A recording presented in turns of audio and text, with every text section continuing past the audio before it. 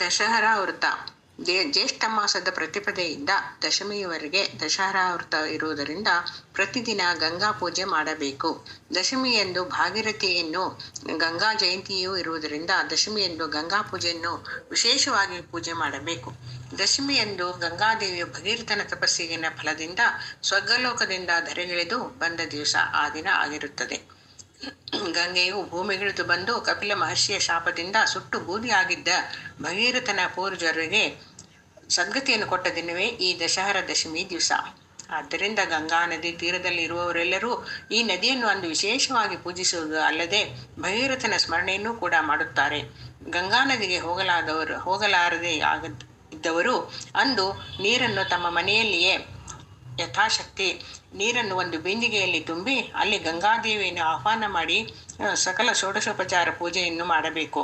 ಪೂಜಿಸಿ ಭಗೀರಥನ ಪೂರ್ವಜರು ತಮ್ಮ ಪಾಪದಿಂದ ಮುಕ್ತರಾದಂತೆ ನಮ್ಮ ಪಾಪವನ್ನು ಶ್ರೀ ಗಂಗಾದೇವಿಯು ಈ ಪೂಜೆಯ ಫಲದಿಂದ ಪಾಪದಿಂದ ಮುಕ್ತರನ್ನಾಗಿ ಮಾಡಲಿ ಎಂದು ಬೇಡಿಕೊಂಡು ಪ್ರಾರ್ಥನೆಯನ್ನು ಸಲ್ಲಿಸಿ ಪೂಜೆಯನ್ನು ಮುಕ್ತಾಯಗೊಳಿಸಬೇಕು. ಧೂಪ ದೀಪ ನೈವೇದ್ಯ ಆರತಿ ಮಾಡಿ ಗಂಗಾದೇವಿಯನ್ನು ಪೂಜಿಸಿದರೆ ಅತ್ಯಂತ ಪುಣ್ಯ ಫಲದಾಯಕ ಎಂದು ಹೇಳುತ್ತಾರೆ.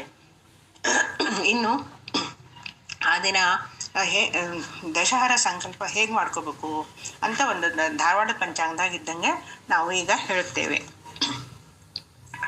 ದಶಹರಾ ಸಂಕಲ್ಪ ದೇಶ ಕಾಲವು ಸಂಕೀರ್ತ್ಯ ಮಮ ಏತಜ್ಜನ್ಮ ಜನ್ಮಾಂತರ ಸಮುದ್ಭೂತ ತ್ರಿವಿಧ ಕಾಯಿಕ ಚತುರ್ವಿಧ ವಾಚಿಕ ತ್ರಿವಿಧ ಮಾನಸೇತಿ ಸ್ಕಾಂದೋಕ್ತ ದಶವಿಧ ಪಾಪ ಪರಿಹಾರ ಪೂರ್ವಕ ಪಿತೃದ್ಧಾರ ಬ್ರಹ್ಮಲೋಕ ಪ್ರಾಪ್ತ್ಯಾದಿ ಫಲಪ್ರಾಪ್ತ್ಯರ್ಥಂ ಯಥಾ ಸಂಭವ ದಶಯೋಗ ಪರ್ವಣಿ ಶ್ರೀ ಗಂಗಾಂಬಾ ಪೂಜಾಂಗತ್ವೇನ ವಿಹಿತ ಫಲದಾನಂಚ ಕರಿಷ್ಯೆ.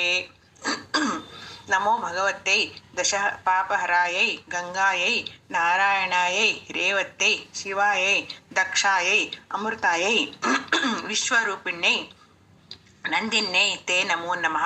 ಹಿಂಗೆ 10 ಹಣ್ಣು ಇಟ್ಕೊಂಡು ಒಂದೊಂದಕ್ಕೆ ಈ ಥರ ಅಕ್ಕಿ ಕಾಳು ಹಾಕೋತ ಹೋಗ್ಬೇಕು. ಮೊದಲೇದಕ್ಕೆ ಹೇಳ್ತಾರೆ ನೋಡ್ರಿ, ಈ ಮಂತ್ರದಿಂದ ಪೂಜಿಸಬೇಕು. ಆಮೇಲೆ ಫಲಗಳಿಗೆ ಈ ಮಂತ್ರದಿಂದ ಆವಾಹನೆ ಮಾಡಬೇಕು. ನಂದಿನ್ನೇ ತೇ ನಮೋ ನಮಃ. ಆಮೇಲೆ ನಾರಾಯಣಾಯ ನಮಃ ನಾರಾಯಣಂ ಆವಾಹಯಾಮಿ. ಒಂದು ಹಣ್ಣು ಇಟ್ಕೊಂಡು ಅಕ್ಕಿ ಕಾಳು ಹಾಕ್ಬೇಕು. ಅದ್ರಾಗ ನಾರಾಯಣನ ಆವಾಹನೆ ಮಾಡ್ದಂಗೆ. ರುದ್ರಾಯ ನಮಃ ರುದ್ರಾಯ ನಮಃ ಹಂಗೆ ಎರಡನೇದಕ್ಕೆ ಹಾಕ್ಬೇಕು. ಬ್ರಹ್ಮಣೇ ನಮಃ ಸೂರ್ಯಾಯ ನಮಃ ಭಗೀರಥಾಯ ನಮಃ ಹಿಮಾಚಲಾಯ ನಮಃ. ಹೀಗೆ ಇವರನ್ನು ಆವಾಹನಿಸಿ ಸಪರಿವಾರ ಶ್ರೀ ಗಂಗಾಂಬಾಯೈ ನಮಃ ಈ ಮಂತ್ರದಿಂದ ಪೂಜಿಸಬೇಕು.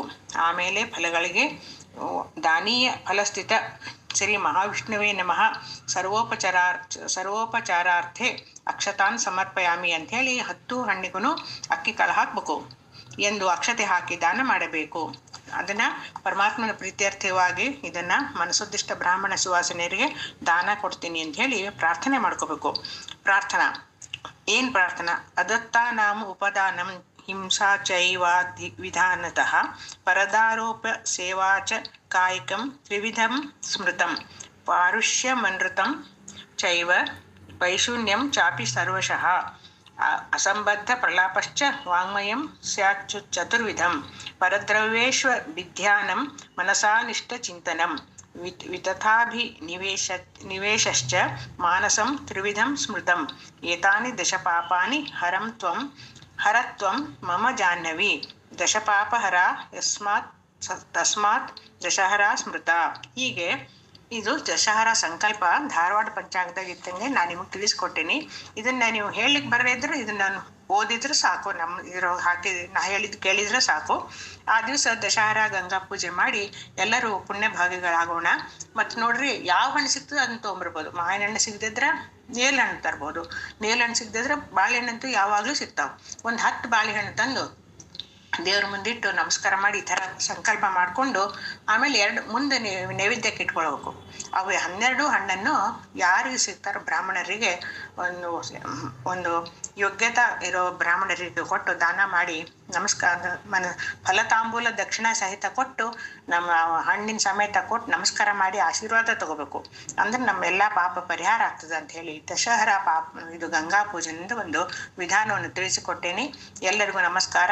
ನಮ್ಮ ಸುಬೋಧ ಚಾನೆಲ್ಗೆ ತಾವೆಲ್ಲರೂ ಸಬ್ಸ್ಕ್ರೈಬ್ ಆಗಿ ಮತ್ತು ಲೈಕ್ ಮಾಡಿ. ಮತ್ತು ಈ ಕಾರ್ಯಕ್ರಮ ತಮಗೆ ಇಷ್ಟ ಆದಲ್ಲಿ ಕಾಮೆಂಟ್ಸ್ ಬಾಕ್ಸಲ್ಲಿ ತಿಳಿಸ್ಬೇಕು. ಮುಂದಿನ ವಿಡಿಯೋದಲ್ಲಿ ತಾವು ಸಿಗ್ತೀವಿ. ನಮಸ್ಕಾರಗಳು. ಶ್ರೀಕೃಷ್ಣ ಅರ್ಪಣಮಸ್ತು.